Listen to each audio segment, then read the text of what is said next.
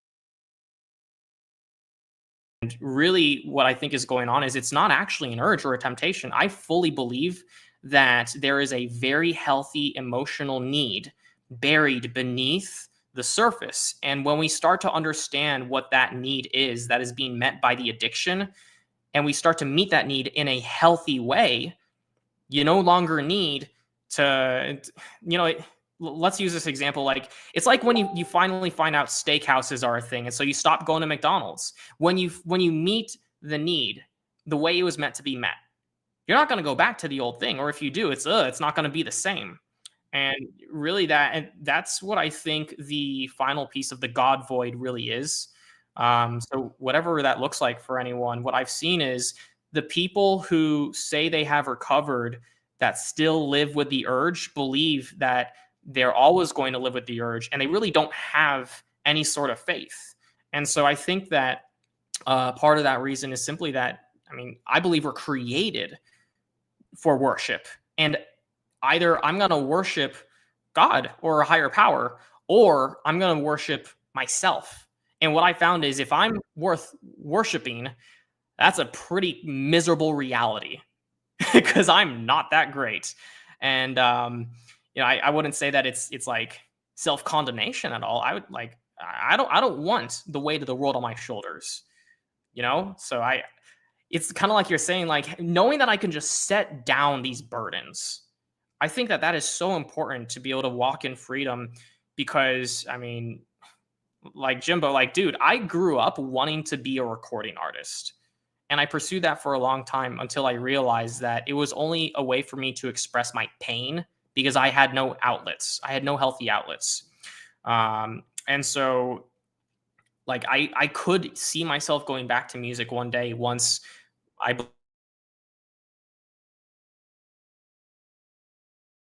believe once my is clear, or maybe I just expand into that, But at the end of the day, either I'm going to be a person who spends my life consuming everything around me and never filling that void, or I can start to live out of abundance and I can act like I've got not like an unlimited amount of resources around me, but I mean, I can either operate from love, I can operate from abundance, or I can walk around believing that life sucks and that people suck and that I'm never going to have enough. And, there's like a huge difference in mindset and how that impacts the way that a person's going to show up to their life.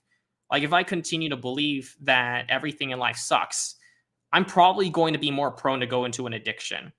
So if I'm worshiping myself, then chances are I'm probably going to be more miserable.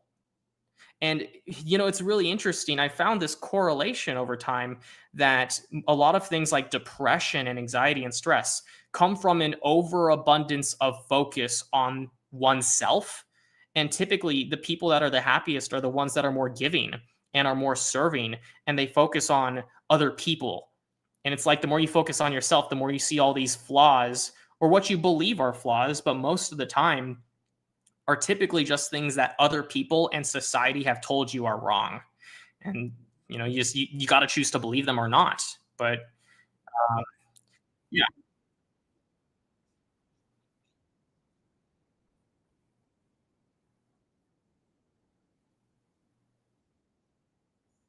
yeah,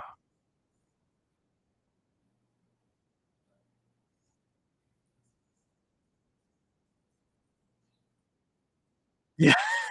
Yeah, I mean, really, so it's actually coaching. So I don't have any certifications because I'm not trying to help people according to a piece of paper, which, for some people is very helpful to know that there's a professional who is certified in this. For me, what I'm helping people with is based off of my experience. And so that would fall under the coaching category. Okay. And so I'm helping people that are walking a similar journey to what I have gone through. So it's a very specific niche and field of expertise.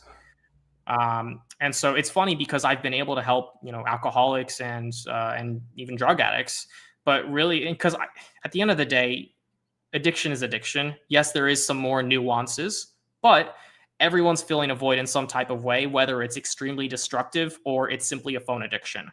And we all have the ability to make better choices. And so how I ended up getting into it was I started realizing that the things that I had learned that helped me get free and maintain true freedom is that those are the things that I was able to take and start helping my other friends and coworkers to get healing of their own, even if it wasn't about addiction. One of my favorite stories to tell is how I had a friend who I had helped him to get this interview, and he wondered afterwards why he didn't get the job. And they told him that it was because he didn't speak up for himself enough about like his achievements and his successes. And they loved that he was a family man and he's a hard worker. And they just wanted to see more of like his actual corporate success. So we started unpacking this a bit, and he started to realize that he thought that speaking up about his achievements and successes was prideful. But when we really got beneath the belief system, what we found was that he thought it was prideful because nobody ever taught him to be proud of himself, because his father wasn't around to say, "I'm proud of you, son." And his mother never told him, "I'm proud of you," until he was in his 30s with his first child. And so he never knew that it wasn't prideful. And here he is crying and sobbing about the fact that one missed sentence as a child has now impacted his family's financial future. Now, afterwards, he did go back and apply later down the road, and he got the job and he's living a great life now. But really, this for me was the tipping point after helping so many people with just random little things. And I realized I have an expertise in my story and my experience that I can use to turn around and help other lives.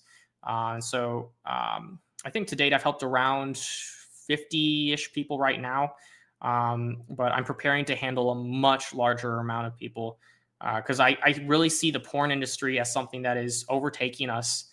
You see the hypersexualization of music and movies and just TV shows. You see that there is more hypersexuality, even on things like Disney. You see that this stuff is everywhere. It is embedded in our ads. Our social media is overtaken by it. And you can't go across a couple of emails without running into a scam. And why is this? Do you feel like it's like desensitized younger people to sex at a younger age? Like, because when I'm 45, yeah, like, yeah, we got a hold of a Playboy and was like, ooh, but like kids like way younger can just type in anything and see everything like that. We had to actually look for it, experience it, like try to get somewhere with it. Like, I just feel like kids nowadays, like they're desensitized to it, where it's maybe not as special, or you know what I mean? I don't know if I worded that right, but no, so that it's an interesting question because most people they stumbled on it maybe around the age of 13, 12. For me, it was 12. But I kid you not, guys. I have people reaching out to me who are the age of 8, 9, 10, 11, 12, and they're lying on the forms because I can only work with adults right now. I don't know how to get into the legalities of working with minors, but really, whole point is they're lying. They are desperate for help, and they realize that it's a problem because you're right. There is so much desensitization, and really it comes down to a chemical addiction. Now there's more to it than just the chemical addiction, but that's a huge aspect of it. And I don't know how you guys know about dopamine and how addictive that is. I was going to ask you about like porn versus say drugs, like how that would affect the brain if it's basically the same reaction with dopamines and all that. I was going to ask the question is, when does one know if they watch too much porn? If they got to ask that question? Yup. If they have to ask that question. And I'd also say that bottom line, I don't believe that any amount of porn is healthy. Same way that I would say that once I know what's in the McDonald's, I'm never going back there. Right. And we could totally go into things about like how porn's connected to trafficking. We could go into weird stuff. Yeah. With how, like, guys, I even have an exclusive interview that I did with someone who catches child predators, and he explained that porn is always the gateway drug because people just stop drawing a line in the sand.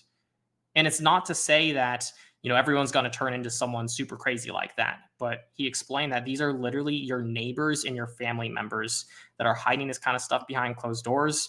We're seeing even kids that are like now a part of the problem. And I'm about to do an interview with a guy who handles cases with children that, are even 8 months old. And it's insane to see just how crazy this stuff gets, but it all starts from somewhere, right? And so I think what's really crazy about the porn recovery space that I'm in is that it's the same chemical release of dopamine. Now, sure, there may be some differences in chemicals because of the specific substances, but at the end of the day, I believe that porn is the most potent of all because it gives the greatest dopamine blast. And what happens with your brain is those dopamine receptors, they can't absorb all of the dopamine. And so your brain needs to grow more receptors in order to fully receive the dopamine hits. But then you go back to regular life and now it's not as joyful. You don't take pleasure in music. You don't take pleasure in just social connection. And typically you're left more irritated by people because now you've bonded with the things on the screen. And so anyone that threatens coming in between you and the things you're bonding with, thanks to the oxytocin chemical, Yes. are now a risk. And the brain doesn't like that risk of your need getting separated from how you get your need met. It's like a spike. So, it's dangerous. Yes. And it's almost even worse because how accessible it is to kids that wouldn't even know or think about drugs. So Not to mention the unrealistic expectations in it. Just kidding. That's true though. That's a great point. How uncensored can we get on here? Do it however. Do it like. All right. Go for it. I'll see what we can do. I don't like to dwell on it too much, but the facts are in. There are children that are now, they're so deep into violent sex that they are literally practicing what they see on screens. You have young women and young men acting like the porn stars on the screens, and they're choking each other, and they're literally like filming rape of other children. Like, these are things that when I was a child, everyone looked like children. Yeah. Now you see 8-year-olds that literally look and dress like porn stars. What world do we live in? Weird. Like, it's crazy, the desensitization, the hypersexualization, the way that long-term effects not only damage the logic processing center of the brain, but also totally destroy the emotional processing center of the brain. So men feel very emotionally unstable. They feel easily disrespected. And so what they'll do is go into hiding. Yeah. And they start using how they feel emotionally as an excuse to act out, which is a lot of what I deal with men, is they feel like everything is disrespecting them, but they're not even based in reality. Their brains cannot think clearly. Their gray matter is so destroyed. Their motor function starts to go down. Their testosterone levels start to go down. It's bad. Yeah. And I know we're working on a time limit, about 30 minutes left. When we first started, Larry, if you don't mind, Bo, go back and we'll kind of slide into the religion part a little bit. So Shannon, she's a non-smoker, non-drinker, non-anything, but she's been around. She was here to help Bo get into his recovery. But my daughter had messaged me. The very first part got cut off where you kind of went into your story again after, but where you told your story about religion and how your addiction tied into that. Who, me? Yeah. Well, I remember going to church as a kid, and I never felt comfortable. I don't know, for whatever reason, I just scared me off. I've always felt spiritual. I started getting high when I was 11 or 12. I lost my mother to an overdose, my little brother, and my dad drank himself to death. I was sexually abused pretty bad. There's a lot of stuff. I'm 45. There's a lot of stuff I carried all the way to this age that I realized, like, I wanted to blame other people. And as an introspection thing, I needed to, like you said, forgive myself, let go of the guilt, the shame, because it has nothing to, it was, and when I got saved and when I accepted Christ, and I've been looking for, I've looked for spirituality in about every nook and cranny of religion: Satanism, Buddhism, Taoism, Taoism, Flaoism, flawed. Anyways, it was simple. You know, I always thought like can't be Christianity. It's too simple. I need complexity. This has got to be something bigger. Um, I've never been 100 and some odd days and going to meetings and talking about my trauma because there's stuff I never spoke on. I just now got recently comfortable speaking about the sexual abuse. I started it out making jokes about it, you know, but I've gotten more comfortable, and the more I spoke on it, the easier it was to let go. And I realized like all that guilt, shame, all those feelings that I had, it was my brain like tricking me into thinking like, you got to keep this. This is yours. It's your little present. Hold it. And it was just a big rock. I'm just carrying it around with me. Yep.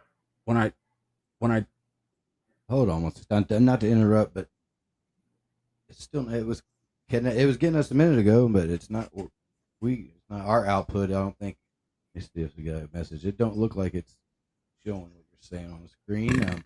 We will hope it will. But anyways, when I got saved, when I went to this sober house, I started going to these meetings, and I honestly, I was like, well, I'm going to take the easy way out. This is the only thing I ain't tried. And I realized for me to get past all this emotional, because I'm like dual diagnosis too. I'm bipolar, and you know, what did I say?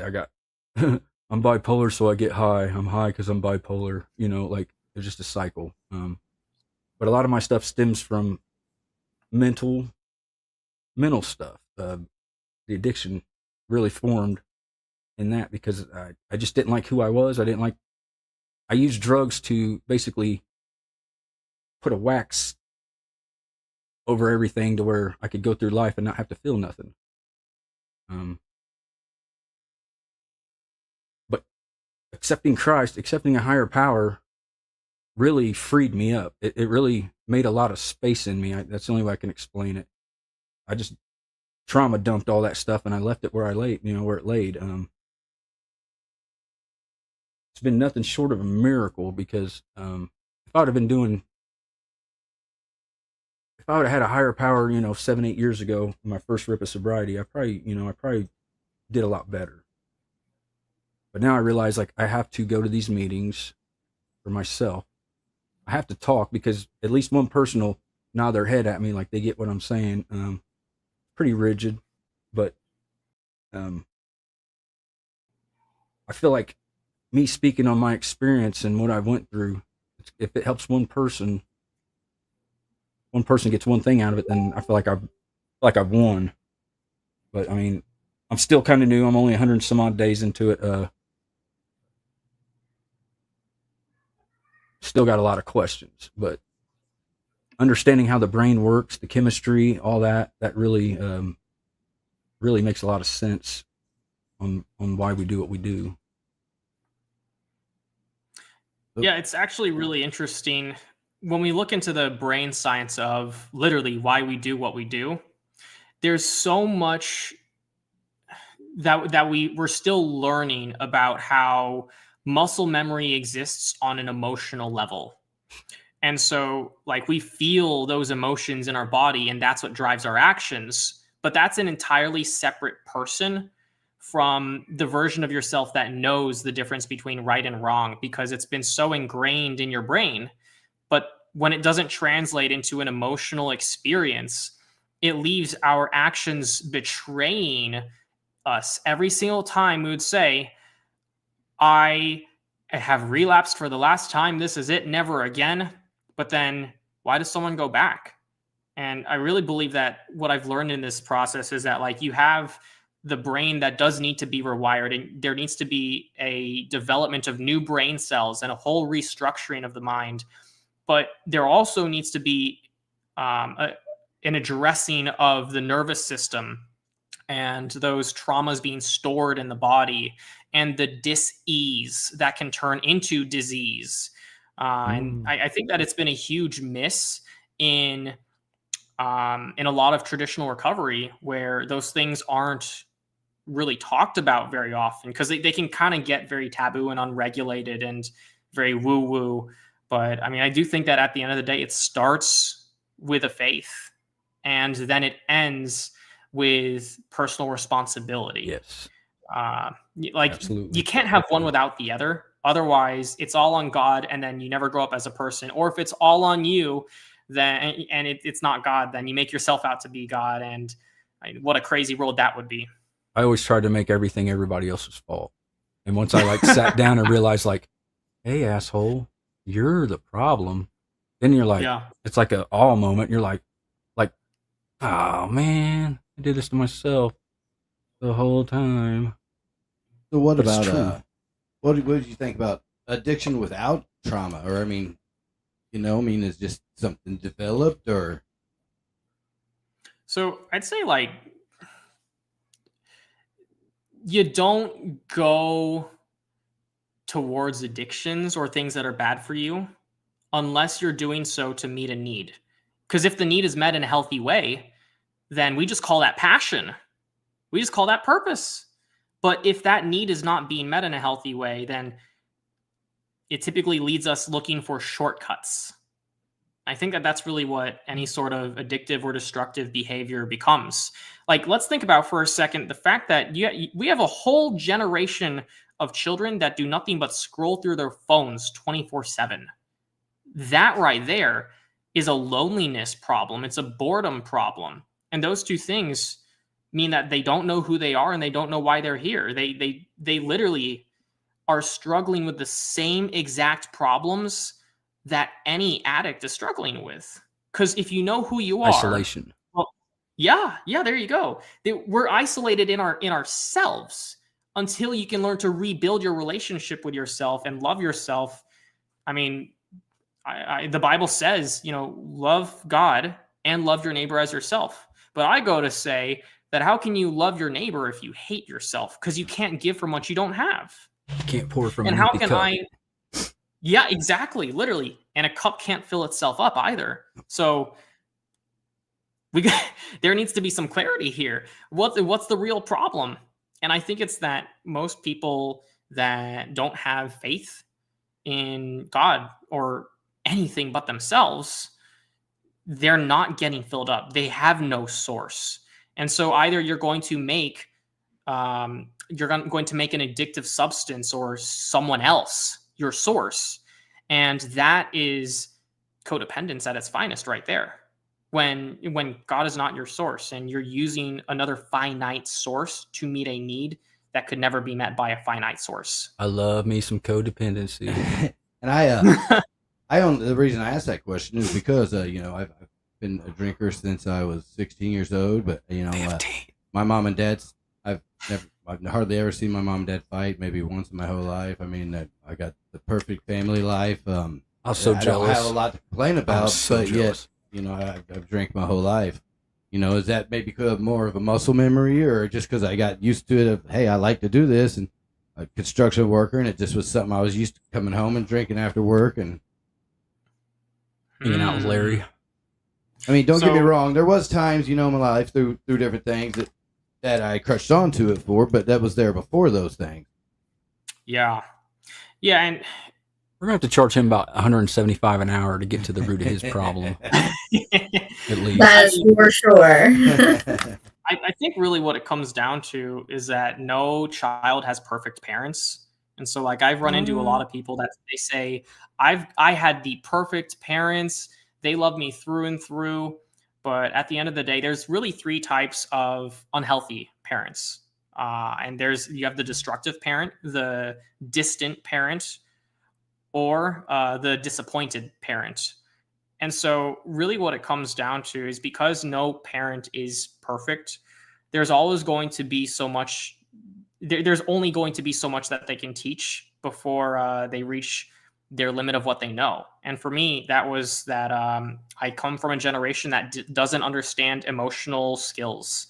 And so I had to learn those on my own. And I think I've been better because of it. Because I had to start from scratch.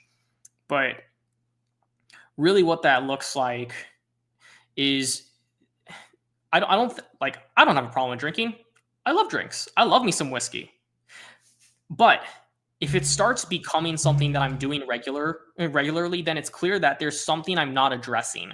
And for a lot of people, it doesn't have to be something that is so devastating that like it doesn't have to be devastating. That would be the point. Like a lot of people can go on just in this mundane life. And for me, I just happened to go through so many devastating events that I kept on hitting rock bottoms until I finally had enough. And so for most people, like I struggled for a long time personally with wondering, why does so-and-so not want to change? Why does so-and-so settle for only living such a standard monotonous type of lifestyle? I think that what it comes down to is that most people just aren't in enough pain. They're comfortable where they're at. But they're only just comfortable enough that they can uncomfortably check out or resort to things such as drinking that, I mean, I don't know if you have a problem or not. We definitely have to talk more. But really what it comes down to is like, hey, I mean, This kid. I'm a daily drinker. I'm kidding. I couldn't tell you last time I've been drunk. I kind of learned to maintain that a little bit, but I'm just a drinker and smoker, and yeah, I'm teasing. yeah. to figuring out exactly what it is that could be the problem, if there is one. And it comes down to this: the emotional side of things for men is the most important. And I grew up in the generation of men that believe that emotions make you weak or gay. Yeah. And so men never learned how to address those emotions. I'd say there's a couple of factors that play in here, such as when the wars went down, the wars before I was even here, we had men all shipped off. And so it left the women in charge of teaching men how to become men. And when that happens on a global scale, the men who had women for role models, hey, that's awesome. I love moms. But men need to have a role model of a man, the same way that a woman needs to have a role model of a woman. Absolutely. Speaking of happy Mother's Day to all the moms out there. Happy Mama Day. Happy Mother's Day. Yeah, and really, like if we think about it from this perspective of like how just the way the world ended up working out at the time, we ended up coming back from the war with men that are very shut down emotionally. They were very broken by the wars. And then they come back into the households and they're bringing all these PTSDs and traumas, and now they're on edge all the time, thinking that any moment a war is going to start in their backyard. And that's kind of what I was going to ask about the next one. Do you think like anxiety and that, because I have high anxiety. I'd say that those are probably connected. And so it could be that like drinking is a way that you cope with the anxiety. Yep. But I think that all if you think about it, anxiety and stress, those are all secondary emotions or senses. And there's basically like a stuck energy in the nervous system. But why is it still there all the time? And that's the big question. And typically it's because of things like unanswered questions, unreconciled things, or belief systems that keep you stuck in a state of fear, wondering. For a lot of people, it's that's around money. For other people, maybe it's around just general life. Am I going to get kicked out of a friend group, or am I going to lose my job, or is my family member going to pass away? It's like all these questions that they leave us stuck in fear. And so those are things that, how are we going to actually know? And this actually ties back in with like, here's the key. How are we going to know what's actually going on unless we're willing to take a look and see whatever it is beneath the surface for what it really is? Yeah, it is. For a lot of people, they don't want to address those demons. It's necessary though. Yeah. Absolutely. So literally, if you feel the need to drink, or if anyone listening is an addict and they feel the need to relapse or act out, whatever it is, Even if you're not an addict and you feel the need to go to a restaurant or to hop onto your phone for no reason or to grab another cup of coffee, it doesn't matter who you are, what you're doing. Try not doing the thing that you want to do, and then notice what comes up for you emotionally. Why do you get frustrated? Is it because you feel out of control? Is it because you're not used to having to deal with this emotion without a coping mechanism? And typically, what happens is you start to unpack all the things that you've been suppressing for 10, 15, 20, 30 years. And next thing you know, you're questioning, oh my goodness, was I ever loved as a child? And you can go down the rabbit hole really fast. And that's why most people don't want to look, because it's like opening Pandora's box. So it's either an all-in process or not. Yeah, I understand that. And we'll definitely have to get another episode and get longer to talk. You know, this is the first one, of course, so this was somewhat a trial, and I'm gonna edit and put in Spotify and do all that. But we'll line it up. We'll book another one about a month out, so we can talk a little bit more, dig deeper, and I can have the chat GPTs that I wanted to have up. No, I mean not GPT, but the screen, so we can actually answer questions from the people watching too. I know, like I said, you got to be out of here real soon. I want to give anything you have to say real quick, because you've been quiet, Shannon. I've been playing with dogs. Not really. I mean, I've been watching the comments on Facebook. Nicole says mental illness and lack of awareness and opportunities for care. That's what we like with all these addictions and stuff and reasons for behind them. But I don't know.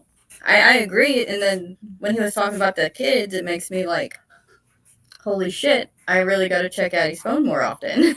Oh, yeah. I mean, I really do. I mean, I've checked it before, and it's Roblox games and stuff, but, you know, and I have her chat turned to 13 and under, and I control everything from my phone for that, but that's good points for anybody else watching, too.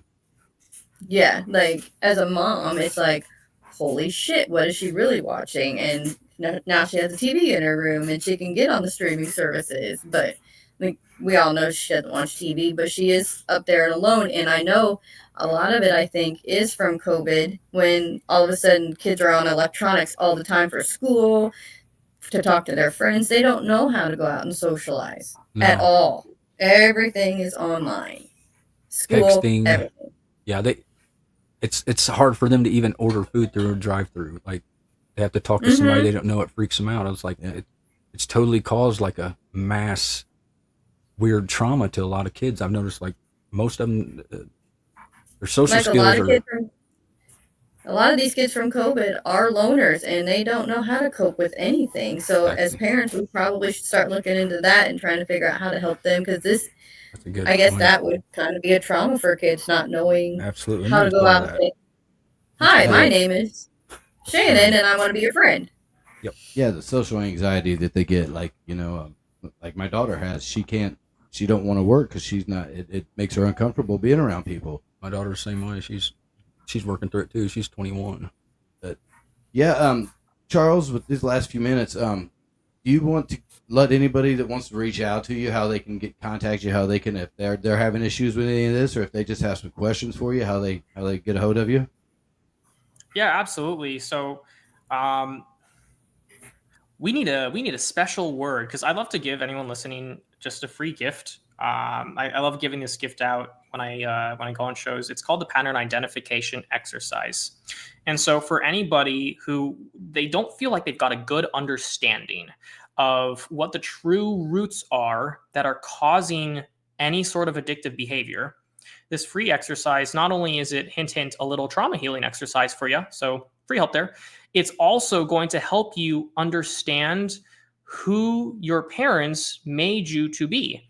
Whether they're good parents, great parents, or maybe they weren't really there. Whatever it looks like, you absorbed both the good and the bad from them. So if you want access to that gift, completely free, you can reach me on Instagram at Freedom Worker Charles, or you can also find me on Facebook, also at Freedom Worker Charles. And at the time of this recording, I don't have a YouTube or a website set up just yet, but they are in progress. So that will be coming soon too. My goal is to have a ton of resources available for folks that want to start looking into if they do have a problem and if it's time to get help. But yeah, so start out on Instagram and Facebook at Freedom Worker Charles and message me the word Jimbo. And I was going to say hand to banana. I thought hand banana sounded. Hand you know what? banana. Let's do that. Let's make it special. Hand banana. Message me the word hand banana, and I will get you your free gift, and I'll know that you came from the show. I do have like one more question though for you, because Hand banana. with my line of work, do you ever go into jails and talk to men there or women there? Like, Good question. I think that would be very beneficial. Yes. If you were to be able to talk to incarcerated people and explain, because some of them do need to find their trauma, I think. Yes. Yeah, absolutely. That is something that I want to start getting more into. I'm sure there's a lot of sex crimes that are related to porn and being back into a porn addiction.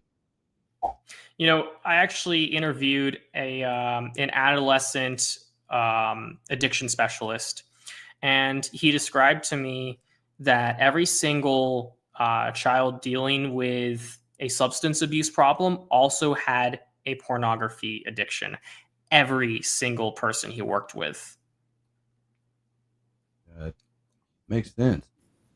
Yeah, I think, like I said, I think a lot of people need to, like, that are incarcerated should listen to you talk, or like have someone help them too, because I think that would help a lot.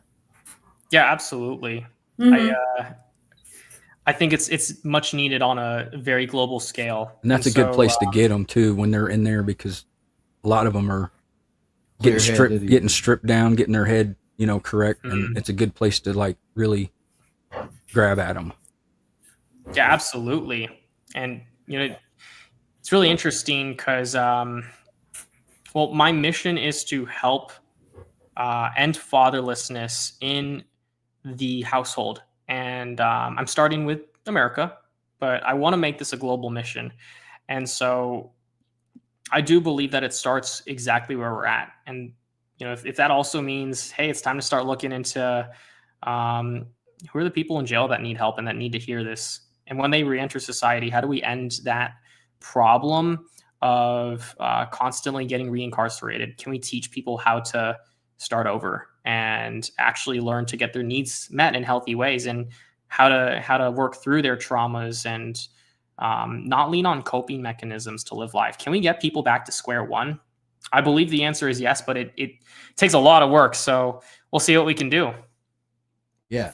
And last thing, my mom said that she was really happy to hear that some man was on here on our podcast talking about Jesus and preaching the word and everything, because she said everybody needs Jesus. Well, which we'll get into that more on the next one, because I mean, when me and him talked last, we could probably take that into a whole nother episode.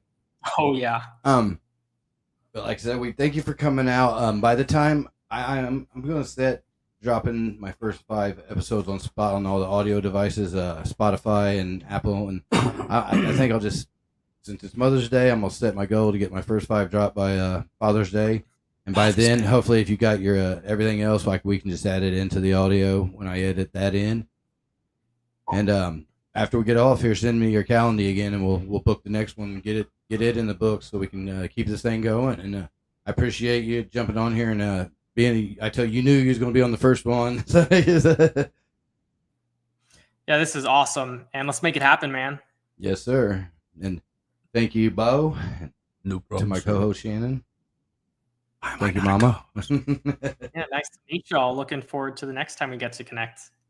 Yeah, and anybody out there with any issues, definitely hit up Charles, and don't hit up Larry. He'll give you the wrong code word.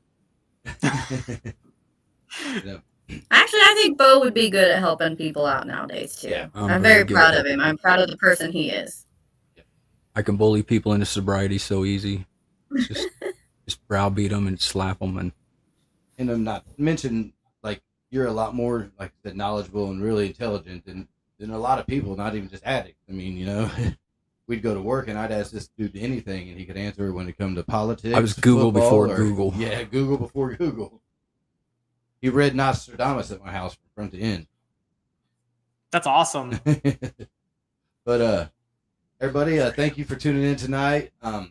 We will be back at 9:00 with relationship coach Navi Sparkle, and you guys want to jump in and check that out? We will see you then. Been the Unwind Uncensored. And I'm your host Jimbo, co-host Shannon. We got our special guests Larry and Charles Myers in the group. Thanks a lot, guys.